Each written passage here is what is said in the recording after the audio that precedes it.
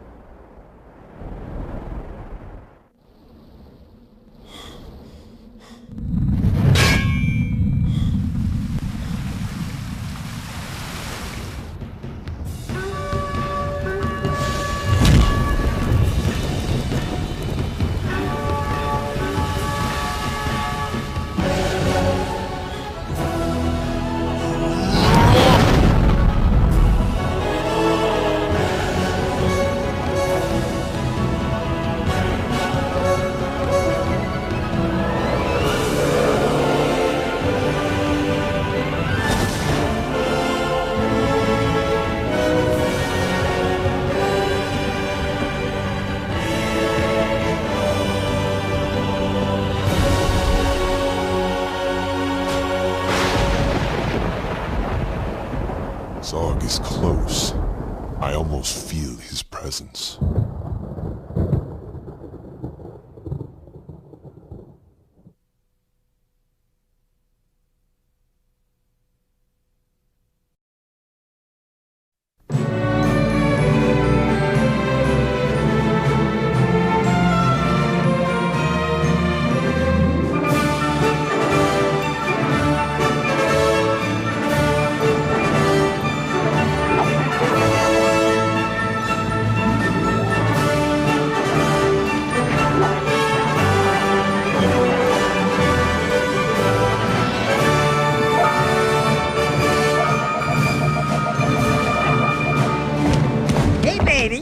What do you say you and I go cruising? Rule number 1, I don't date animals.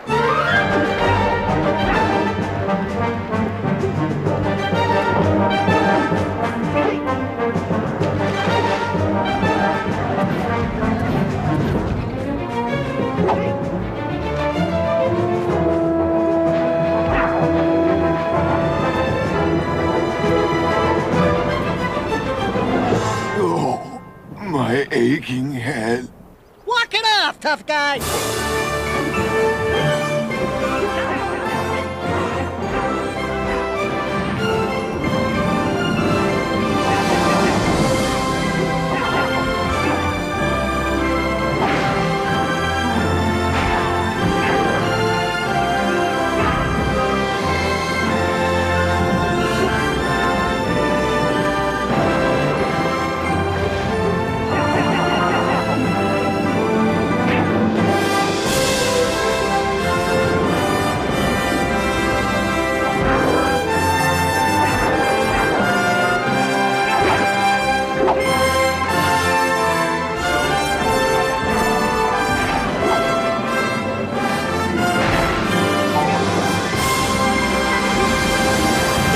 Can't seem to catch a single fish in this river. Woo! Maybe it's your breath.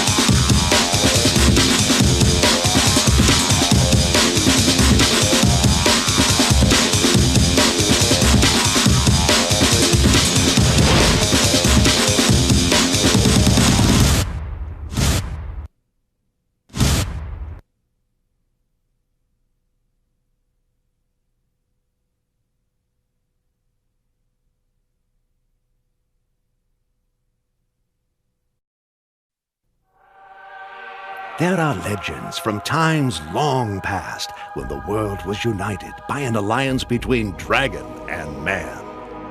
Though the Order held strong for centuries, it was destroyed by the Dark Union. The dragons of the Order withdrew into timeless slumber. It was then that the warrior Rin discovered the resting place of the dragon Erok. Together they drove back the forces of the Dark Union. Little did they know, their struggles had only just begun. The dragon! It's returned!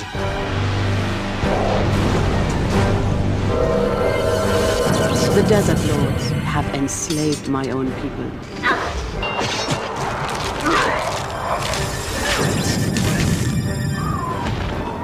We can call the dragons back to our world.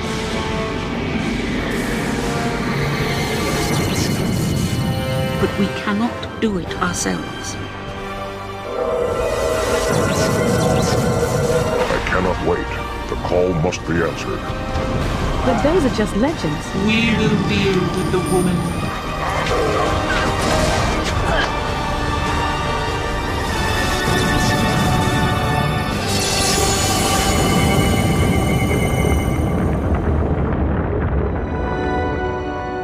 Well, the story takes off from Draken 1 where Rin and Erok just got through a large battle with the Dark Union, and it starts out Rin's brother's been killed.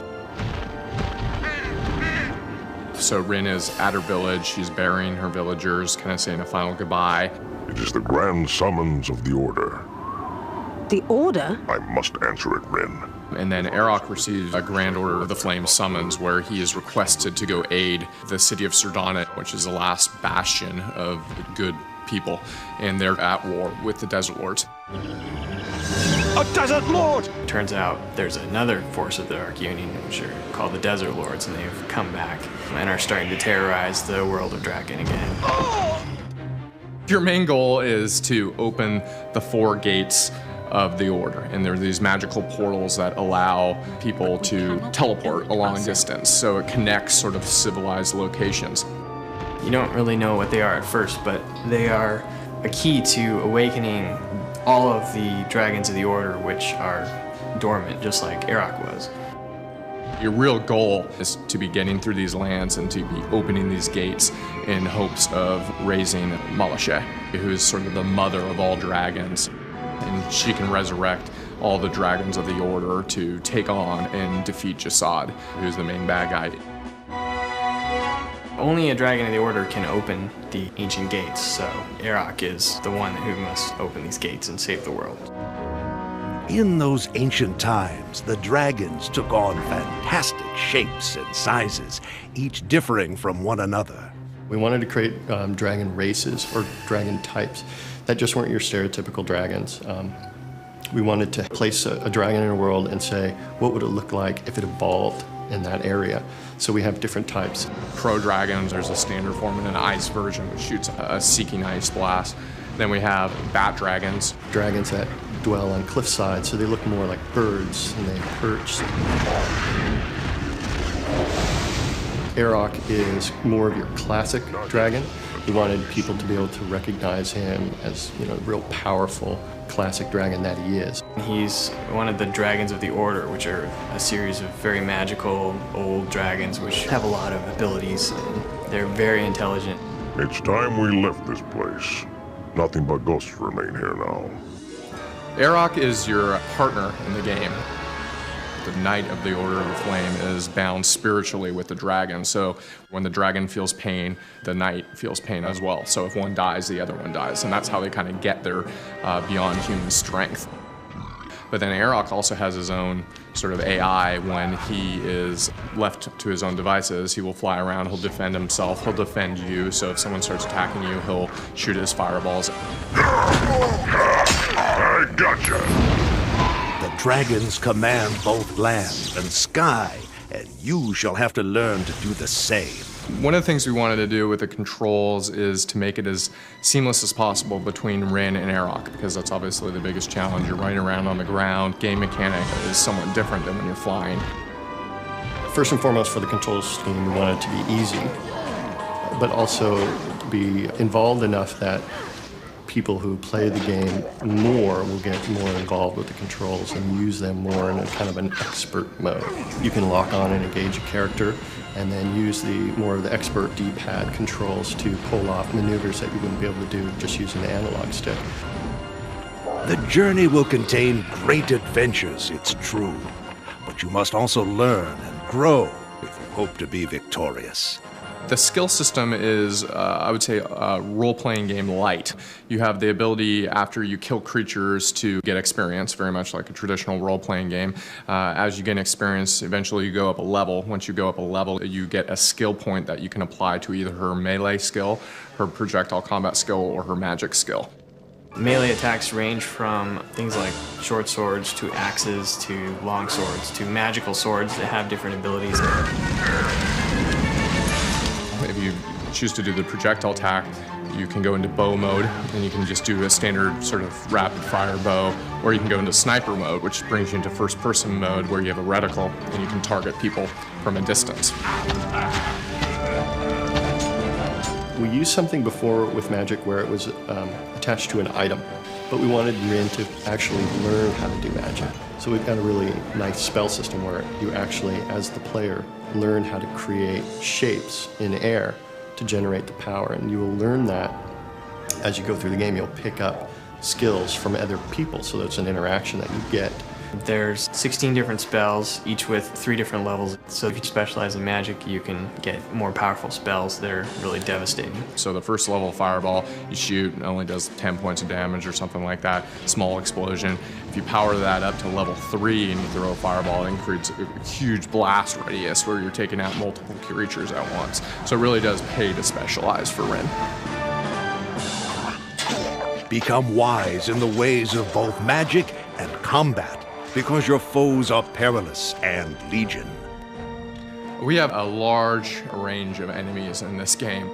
We brought back some old favorites from Draken 1, which we call them Hugs, which are orcs, or these little sort of comical creatures that are, about half the height of Rin, but they're kind of stocky and buff, and they do lots of rolls and things like that. And then one of my favorite creatures is the primitive giant, Yeti, which is these massive 40-foot tall giants that kind of lumber around the ground, and their attack is they'll pick up anything off the ground that they can throw and huck it at you. And or if you're close enough, they'll pick you up and throw you across the world. One of the coolest enemies is a 2-headed sea beast kind of thing. He's so large that you end up sort of weaving in and out of his heads as he shoots these flying magical bolts, and you have to attack his head when he's most vulnerable. He's just so huge that it's kind of unusual. So there's a very wide array of enemies in this game. I think we have something like 35 unique enemy NPCs in the game.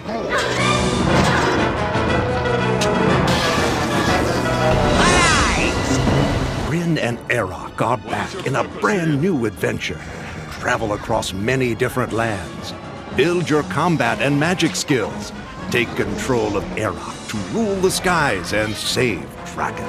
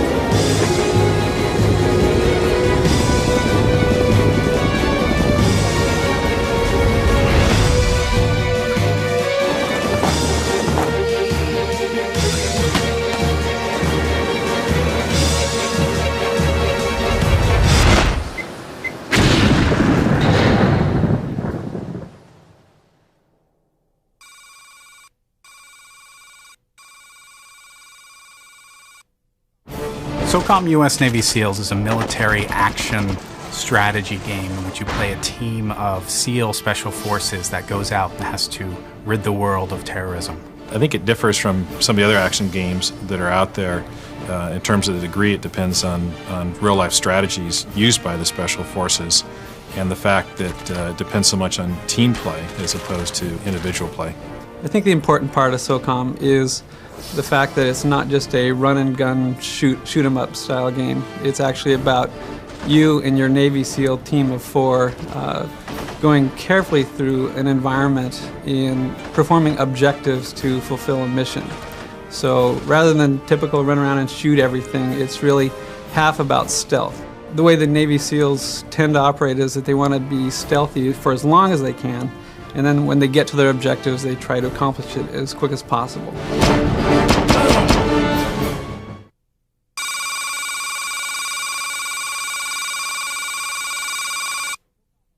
SOCOM was created in cooperation with U.S. Navy Special Warfare Command.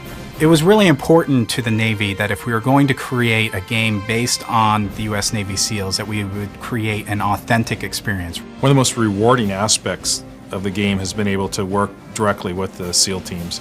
We've been fortunate in terms of having the cooperation from the Admiral on down, and have had a wide range of access to the SEAL resources. We have a small block of C4 we're going to be using. It's double capped, double primed, 6-minute time fuse. Fire in the hole. Fire in the hole. We've had access to a number of people on the teams to ask technical questions. What I would do is I may have it rigged a different way. Okay. Why normally, I might have it attached to my web gear. We've used SEALs in motion capture work. I think so. Yeah, that's pretty good. SEAL FP walk. Ready. Go. This is like the raw mocap data. I just grabbed just the part of the move that's actually going to go into the game. They allowed us access to certain things in order to help the authenticity, like having us record real weapons on their weapon ranges. We've gone, I think, to a new level as far as simulating the material properties in the game and how they react to weapons. They're fairly accurate with respect to range and accuracy settings, penetration through different types of materials. Drywall. Bottles. So if you go into a world and there's some flimsy wooden crate or something, it's really not a great idea to go hide behind that, because obviously certain weapons would go right through that. We have had SEALs come in and reservists, which we've used for face scans, which have found their way with camouflage on them, which of course helps disguise identity. We actually have the SEAL faces on characters in the game. So it's fairly accurate and sort of amazing to think about, wow, this really makes the game feel real.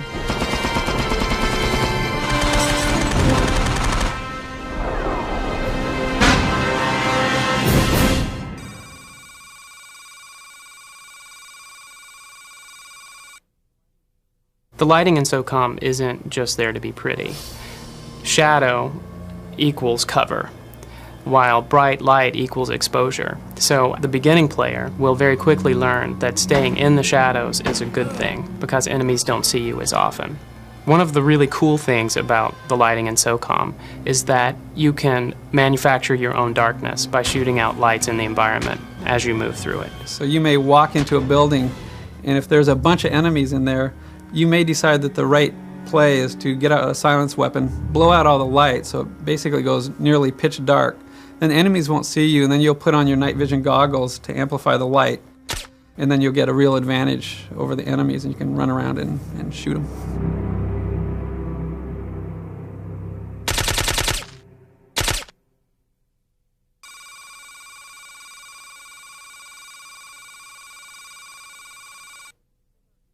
Because our engine was really developed to try to support gameplay, when we started working with the Navy SEALs, we found out that really they do a lot of stealth navigation through an environment. And so the clutter was there to support the fact that they need a lot of cover and concealment.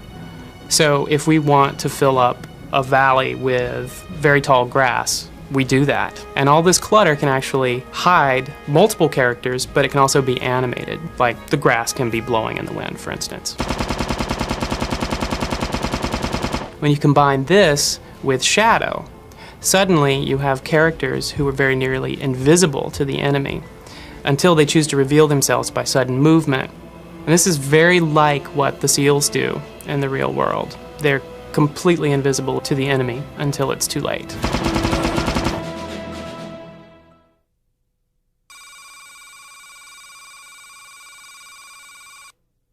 I think some of the early games out on the PlayStation 2 didn't really investigate all the different ways you can actually accomplish anti-aliasing to smooth out the jaggies. We actually blend multiple lines of the frame buffer, so we basically eliminate the jaggy look. It makes it really nice and smooth, so you don't have anything detracting from the game with edges crawling around. Because we have very large worlds that need to be textured, as well as enemy players and our own SEAL team, we really wanted to be able to have fine, detailed textures. To accomplish that, we came up with a dynamic texture mapping capability where we store textures in the system memory. So when you zoom in on a face or an enemy, you don't see a blurry mess of a player. It's basically very detailed. You can see little details on their shirts, little blood spots. If you actually have shot them a few times, you'll see the blood where it's hit on the player. So it's just real nice detail on the environment as well as the world.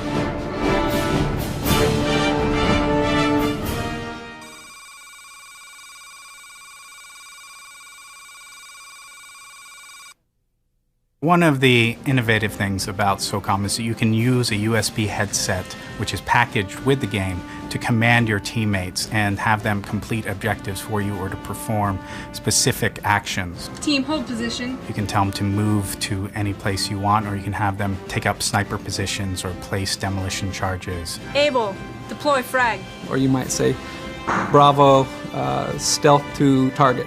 And that will tell the Bravo team to actually, in a sneaky way, go to a certain place that you've instructed them. And it actually really immerses you in the game, because you're actually talking to these guys now, and they're following your instructions, and they give you audio feedback as well. Right, we'll take it from here. We checked out a lot of speech recognition systems, and I think the one that we found actually is really quite good. I mean, basically it's a system that doesn't need to be trained. Able, follow. I think it's in the high 90% recognition rate. I have no problems with it. And in multiplayer, the headset is used for voice chat. Hey, Newt, don't cross the water. You won't make it across. Oh! Dead man walking. Because it is a team game, it really adds another interesting level to the game, the fact that you can actually plan and talk to your players. Watch the sniper. Eric, where's the sniper? Akron, I need a target. They're bunkered up in the sniper tower. They got a 60 gunner down below. He scoped. He's down. Nice shot. All right, boys, we're out of here.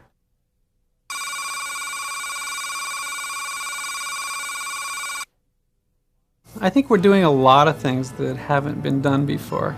We have this dynamic route planning. So when the enemies decide they need to get to a certain location, they won't just go through scripted paths. So as they're running along, they will say, okay, I'm here. Where's the enemy team? And they actually will try to find places where they won't be seen as well. Another part of the game is when you are trying to stay stealthy, you may decide to use your silenced weapons as long as possible. But even though you kill them with your silenced weapons and you leave bodies out there, those actually leave traces that the SEALs have been there. So for this reason, we've given you the ability to actually pick up and remove corpses from the field. And then you can hide them in shadow or in camouflage and grass or foliage. There's basically 5 awareness levels, and all of the enemies, with a few exceptions, start at, they're generally unaware. They're just going about their duties, whether it be patrolling or just kind of hanging out. If they hear a noise or something, then they get their awareness raised basically 1 notch to a suspicious state. And then beyond that, then there's a general awareness, directional awareness, and then the full one is specific awareness, where they really know where you're at. And then if they lose sight of you, then they'll basically hunt in that direction for you. Again, trying to anticipate where you've gone. So once you've set them into an alarm state, your chances of survival diminish by the minute. Because one alarmed enemy will tell his friends, who will tell his friends, who will tell his friends, and pretty soon you have an entire army against you.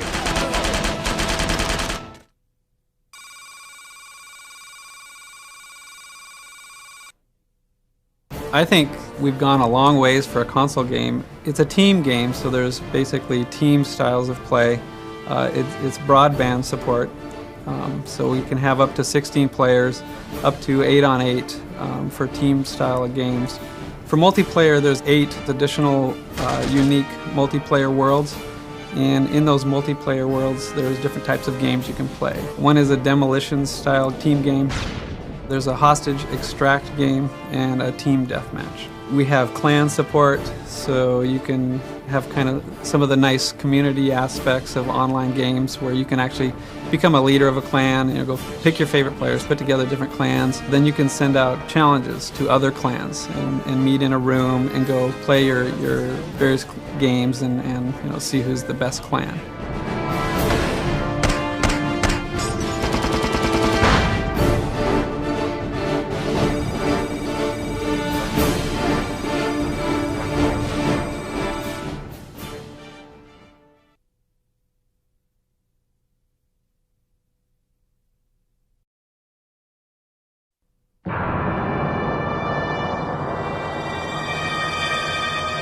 Deep in the heart of the Santa Cruz Mountains stands the Brookdale Lodge, where people have come to escape the stresses of city life for the past century. But hidden behind its calm exterior lurks a much darker and more troubled past, beginning in the early 1900s when the owner's daughter was drowned in the brook that runs directly through the lodge's main dining room. Her ghost is said to wander the halls to this day.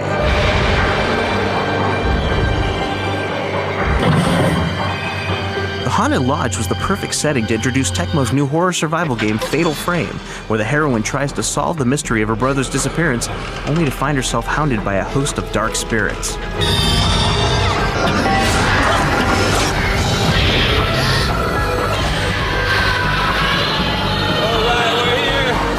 It was a rainy night in mid-December when 7 North American journalists arrived at the lodge for a night of fun. Happy hunting, guys! I believe John Logan. The night started off innocently enough as the guests were given a tour of the historic lodge by its proprietor. This is actually the deep end of our swimming pool. It's 8 foot deep. They used to have mermaids swimming in here, and these mermaids would have numbers on them, and they were actually prostitutes. And men would come in here and select the mermaid they wanted, and there was underground tunnels that went across the street to the hotel across the street, and that was the brothel. Things began to get decidedly more curious as the guests then settled in to hear local residents recount ghost stories from the lodge's rich history and not so distant past. He died in room 46. 46. That's a terrible room. I see dead people.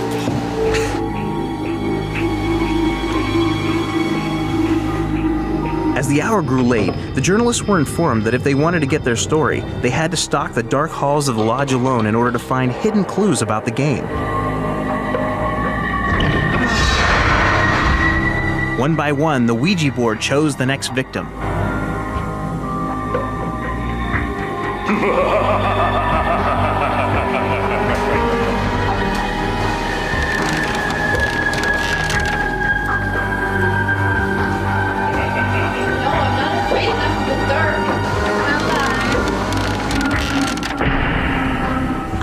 Really scared. I'm the only one left here. I came here with 7 journalists and I can't find them anywhere. We sent them on a scavenger hunt and none of them have returned. I'm truly just really scared. Those who found the clues retired to their rooms to play Fatal Frame, with a valuable prize awaiting the person who got the furthest in the game.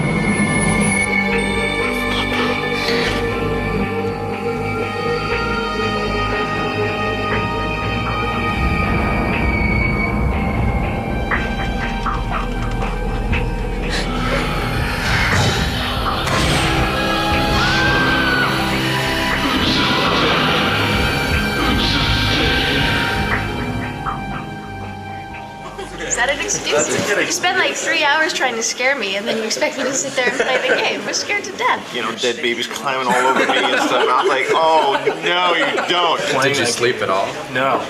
I had trouble putting the control down. Then I stayed up until the break of dawn. So, Mark, for being the best Fatal Frame player, here's your reward. The next morning revealed that all the journalists had survived through the evening, each with their own tale to tell. All except one, that is. It was very successful. We found all of the editors, except for one, Zach. We still don't know where he is.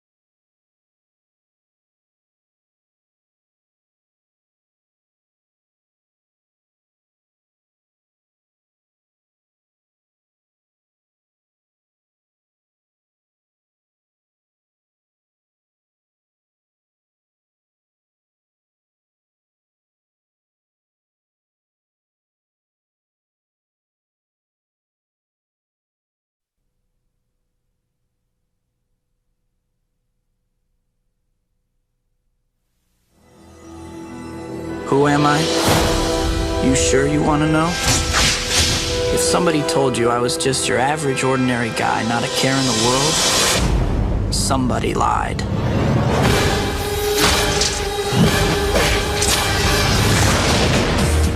Truth is, it wasn't always like this. There was a time when life was a lot less complicated. Can I take your picture for the school paper? Sure. In this lab, we have 15 genetically enhanced super spiders. There's 14. One's missing.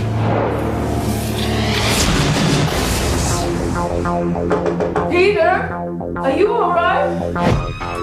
I'm fine. Pete, look, you're changing. I know I went through exactly the same thing at your age. No, not exactly.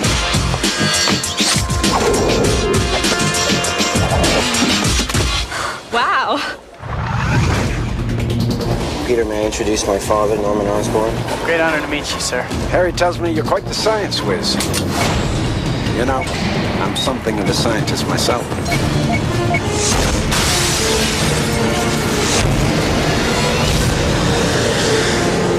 What the hell is that? Whatever it is, somebody has to stop it. With great power comes great responsibility. This is my gift. Wow. It is my curse. Who are you? Who am I? I'm Spider-Man.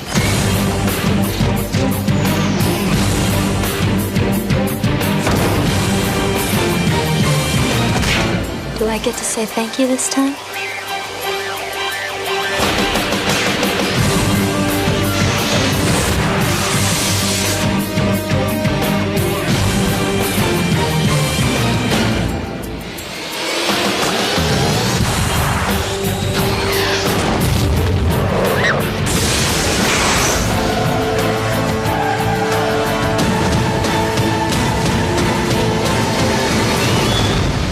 Do too much. You're not Superman, you know.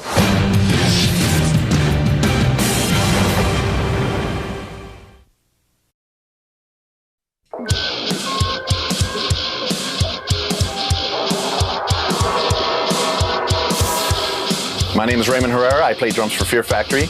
I've been a gamer since the age of 10. The thing about Fear Factory is everybody listens to different styles of music, but the foundation of this band is a very heavy band. So I guess we would be like a futuristic industrial metal band, I guess.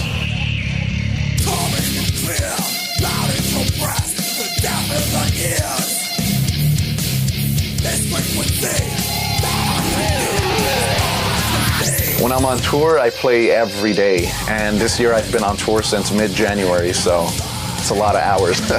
Last night I was playing for like 8 hours straight, and I'll probably do that same thing tonight and the day after, so on.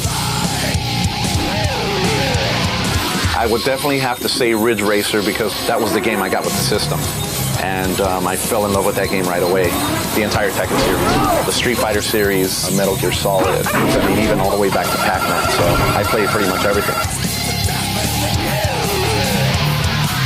Test Drive 4, Test Drive 5, Test Drive Off-Road, Carmageddon, and we did Messiah, NFL Extreme, the frequency game, Cool Borders 2001, Test Drive Off-Road Wide Open, for PlayStation 2. I can't think of any more right now. I kind of drew a blank, but there's a lot of them. Yeah, this goes out to Jerry's and Papa Roach. When the frequency game comes out, you got to pick it up and master it because I beat you on Gran Turismo. You beat me on UFC, so now this is going to be the one that's going to really say who's better at what. He's a big gamer too, but I don't know. I'm going to have to say I'm better.